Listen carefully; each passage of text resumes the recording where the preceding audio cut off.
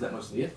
Pretty much. We used to, with the trellis, we used to source a little bit further north in Margaret River, just so that with Cabernet, a problem sometimes can be ripening it and getting rid of the sort of herbaceous green characters in it.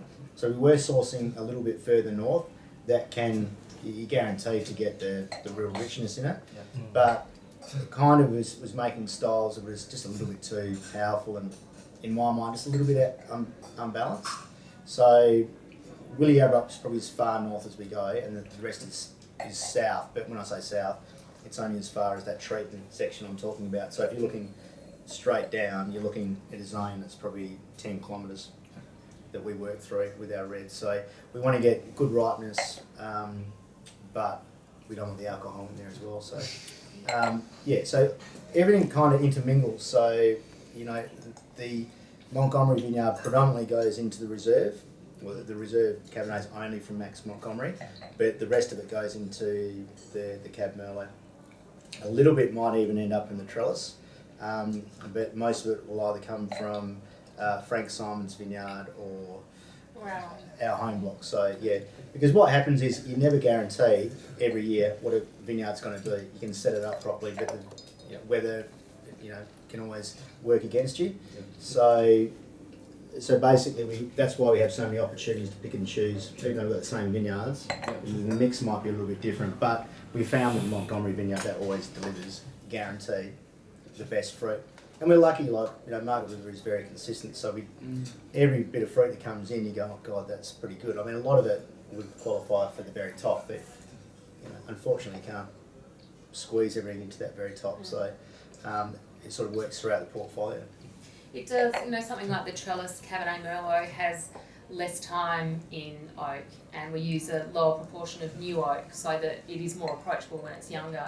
So that's how we sort of balance out the winemaking inputs for where that particular range sits as a price point. But and I think personally that the word over deliver is sort of bandied around a little bit too liberally sometimes, but it is absolutely what we live by.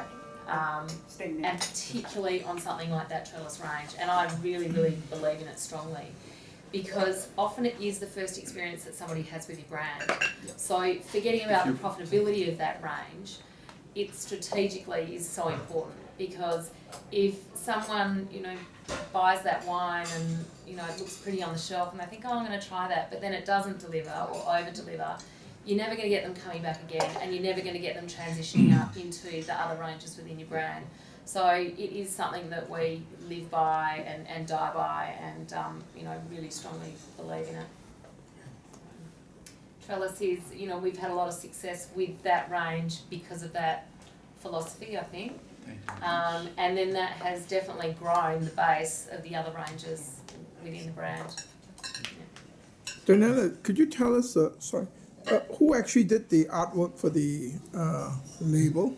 So I've been working with, it's funny, it will sound funny when I say it, but... Must be a lady. It is another small business, but they're actually based in Vancouver in Canada, and they're a company called Glassford Walker.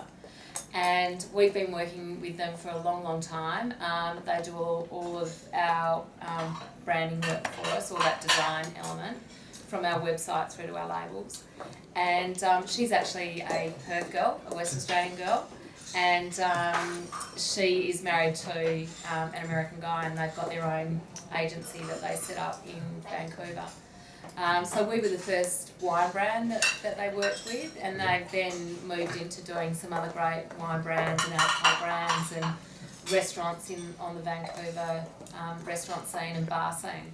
And what's her name? Glassford Walker. And her name is Phoebe Glassford. B-I-B-I. Phoebe, P-H-O-E-B-E, Glassford. Okay. And the company's Glassford Walker.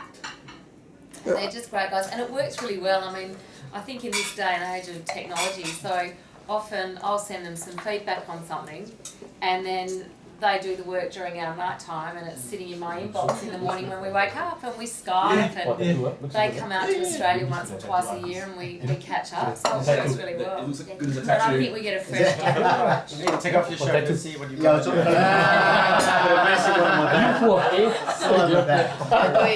That's good. too. Maybe tonight after a few Right drinks. there. Oh, Let's go all get 8 tattoos.